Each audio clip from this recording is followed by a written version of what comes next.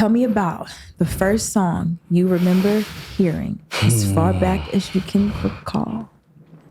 The very first song Yes. I heard in terms of hip hop, right? No, or just in general. Music sound. This is a show about sound. My earliest memory of a song that I know I loved and like was in my heart was Slick Rick, Mona Lisa.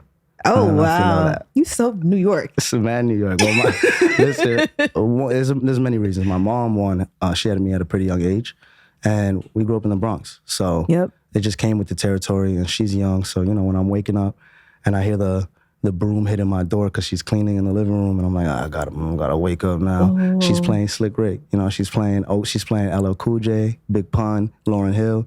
It's either between that or like reggaeton, you know what I'm saying? Some Aventura, some Romeo and stuff like that. So it was either said reggaeton. Yeah. And so it was just a mix between those two. But for me, it was early hip hop. Slick Rick was my first favorite rapper. I learned Mona Lisa and I learned Children's Story all top of my head at like maybe 9, 10 years old. You ever did a freestyle to the Mona Lisa beat? Nah. That's music therapy right there. Music therapy. Actually, I've never freestyled over an instrumental before. I should. Oh my God. Okay. Damn. I should. Oh, damn. That just blew my mind. Because there's a question I was going to ask about something that's one of your songs. Let me just wait till we get to it. All right. Because I wanted to know like how you felt when that beat dropped, but you didn't freestyle it. Okay. Dang, you just threw me off with that one. I threw myself off. We'll get there. Back to it. So those are your influences. You mentioned the broom hitting the door. I hear that. I hear that. And for those who haven't had a taste of his music yet, his wordplay, there's like a literature with the way that he raps, or there's literature in the way that you rap. You know what I mean? Like I appreciate how that. you describe stuff. It's a movie. Imagery. Imagery. Yeah. There we go. That's the word. Yeah. The imagery. There we go. And that I'm just pointing that out as a testament to like what stands out about your music to me. I appreciate that. I mean, that just follows the whole Slick Rick thing. I mean, the first time I heard music, I thought it was, you have to tell a story. Like, I didn't think it was anything else. You have to have a beginning, a middle, and an end. And all my favorite rappers had a beginning, middle, end. And I never lost sight of that, or like a love for that sort of way of making music. You know what I'm saying? We'll get into a lot of it, like your new stuff coming out now. And I see that with your short films that you did with Rat Pack and Trip Pack and other ones. So let's just jump into the square one though of your journey in music. I want to know at the first time you decided to rap or perform or put pen to paper, what came first? I don't know if it was you dancing around when she was playing the reggaeton, or if it was, Mommy, I want to be like Slick Rick. Like, tell me about it. Let's start there. All right. Let's talk. When I was a kid, I used to go to the park, Oval Park. It's in the Bronx. It was by my apartment. And at the park, these guys would be playing basketball, and I would want to jump in on a game. You know, when you want to play a pickup, you got to wait on the side and be like, yo, I got next. I'm like 11 years old, and these guys are maybe 16, 17. Big dudes, just playing, balling, and I'm here.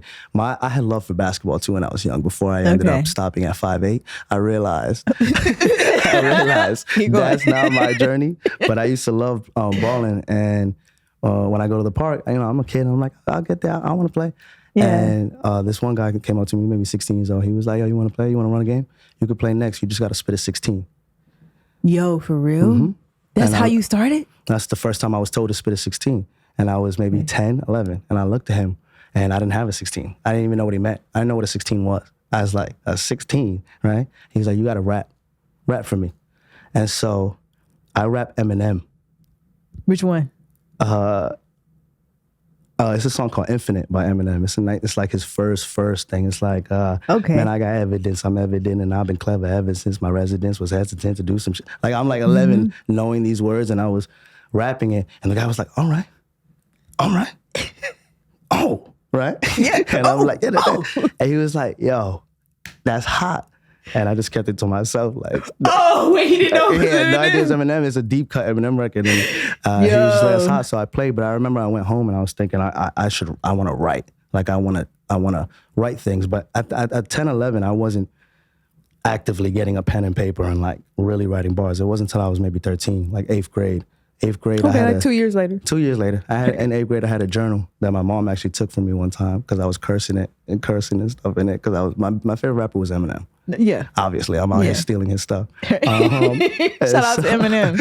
And so I had a rap book, and that's where it really started. I was just rhyming, and it came with the territory. In school, like if you were the cool kid, you could rap, and you would, after class, people would get in a circle, somebody would beatbox, and you'd rap. Like this was part of, or you'd have the pens on the lunch table, and somebody would make a drum beat, and be like, "Who got it? Who got it?" Somebody would rap, somebody else would rap, and if you got that, you were the cool kid in school. It wasn't sports. It was rap. Yeah. Well, see, when I was younger, I was checking for the dudes doing the pencils on the lunch on the desk. The producers, with a rhythm at. Who got the rhythm? The producers, I guess. The rappers, I'm like, whatever. They keep coming in here trying to show off. Right. It's the guys with the rhythm. No, that's interesting that you mentioned that because I think we're in a similar generation age wise. So like I'm listening to you and thinking about like, what that looked like in, my core, wherever I was at. And that very much was a thing. You had like the guys that kind of like always showed up like ready to rap. Yeah. Had the notes on the paper, damn everything. near. Yeah. And then you had the kids that was always just doing the beats. They never really changed up. It was always they were the quiet ones. They were like, we'll just sit here. Yeah. It was always them. You had athletes and all of the other stuff, but me, my musical self. Exactly. I love that. I think at a young age you choose. It's either going to be, especially as a young boy, it's either going to be sports, academics, or arts. You know what I'm saying? Or creativity. For me, it was academics and creativity more than sports my whole life. Like my mom was on me. Like my parents were on me. It was good grades. You have to excel. You have to study. You have to go to college and all that. So when I was growing up, before I realized I wanted to get into anything art, I was like lawyer, doctor path. Like just really. That was you could do anything, huh? When I was 10. I mean, I'm not gonna be no lawyer. I can't be a doctor. I could act like one now. Put me in a movie and I'll play a lawyer. That's somebody. You could play a lawyer. You play an athlete. You could play the hell out of one of those. But that's it. I ended up like caring about school, but by the time I got to high school, I was starting to act and I was starting to study art, and that's when both my acting and the music passion started to come to life. Like when I started acting, I was still always rapping. I was the rapper, like you said, pulling up ready with the bars. I was that annoying kid who was like, there he go, rapping again, doing a thing. That's because when I was learning acting, I realized so many similarities between the two. I'm learning improv, right? Yes, let's talk about that. That's freestyling. Let's talk about that. You feel me? When you because when I saw the short films with the packs, I was like, the way that he raps, but he acts his raps while he's actually performing. But then it's performance. But then there's also a movie going on. Yeah. But then it's also like an actual storyline going on. How did not come up with that? But how do you, I guess, channel like all of those different art forms in one medium? Naturally. Well, flex on it. You're right. That's the only way. That's God's gift right there. I think I can. I did musical theater. Like, yes, I'm a music. I'm a real arts. I was a real artsy actor kid. I was doing plays and singing and dancing and doing the whole ensemble. All that stuff in front of crowds, in front of live audiences. Opera? So you mean opera? Never opera. No. That's too far. You got me messed up. I think I have a nice, gentle voice. I have like it's like a simple, good voice. It's not, I can't go out here doing like crazy things, If there was any musicals, I was trying to get the characters that were mainly dancing and acting and not singing so much. But it was still all three for me. It was just the idea of being able to perform lyrics but act during it. So I did In the Heights in high school. I played the main character, Uznavi, and he raps the whole show.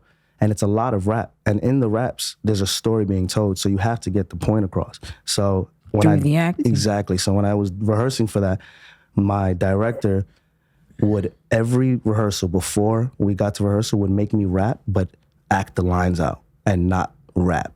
Like actually perform the lines. That's what I see in you when I saw the, yes. And so doing stuff like that as a kid, I'm 14, 15, 16, I think just shaped me into this person who who's trying to blend both worlds. As long as I'm performing, I'm telling a story, I want to transform into something. So if I'm doing music, I'm still trying to transform into something. Let me ask you this. Did you ever have stage fright? Were you ever nervous? Are you high right now? Get nervous? I was just kidding. I am high, but no, I'm kidding.